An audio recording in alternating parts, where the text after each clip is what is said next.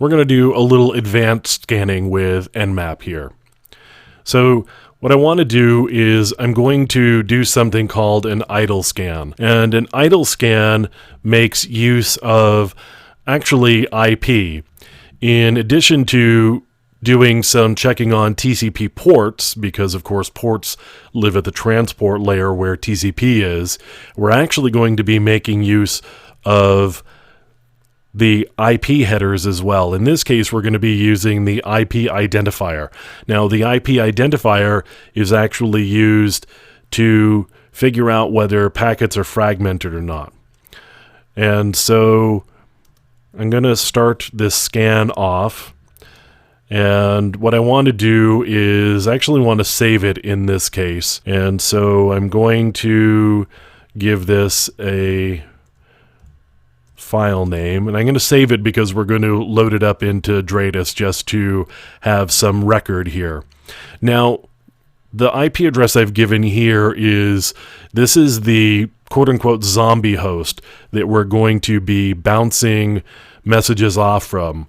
Although we're not actually going to be bouncing messages off from, it's going to appear as though we're sort of bouncing messages off it. So I want to do a 192.168.1.39. And so in this case, I could have done a -pn in order to prevent Nmap from doing a ping of the system that we're actually scanning. And Nmap does a ping traditionally to determine whether the system is up to see whether we actually need to scan it or not. Now, if I've pinged it, then that system knows about me. In this case, what I'm actually doing is I'm bouncing messages sort of through this system. And how I do that is Nmap actually sends messages to my target, which is the .39, with a spoofed IP address of the .1 here. And as a result, messages are going to go back to .1. So you may be wondering, if responses are going back to .1, how am I supposed to know whether the port is open or not?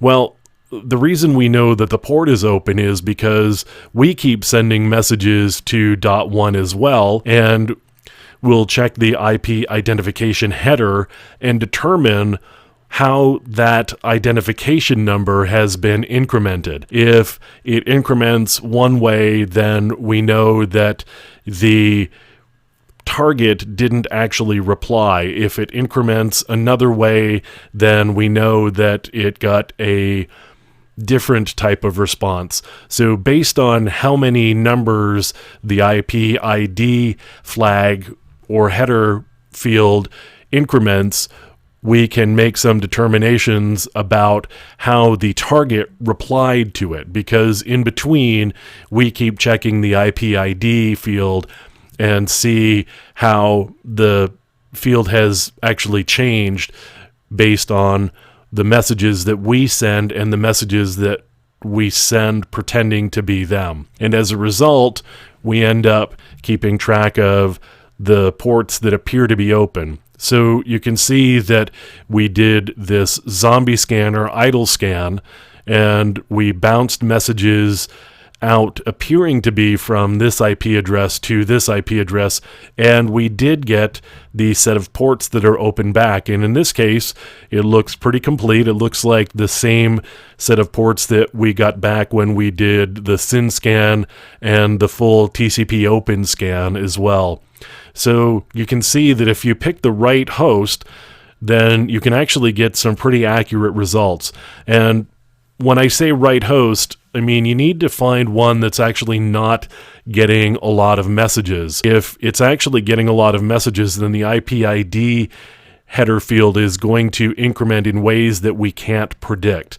So it's called a zombie scan because the host that we're bouncing through is just kind of not doing much of anything. So it's a bit of a zombie. So if you pick the right zombie host, then you can get pretty accurate results on your target using that zombie host to mask your identity. And that's really the point of doing this idle scan, is you want the target, the real target, not to know about you. And so you use this other host that can't be tracked back to you to be able to bounce these scans through.